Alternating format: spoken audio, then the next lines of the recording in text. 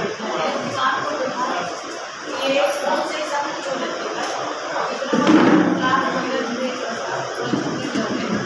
तो एक जैसे बनाई से देख देख के कितना प्रभावित कोई भी नहीं वो होकर कभी से तलाक की और रात सामने करता है आपको सामने कभी घर पर गाँव में तो आकर भी देखते हो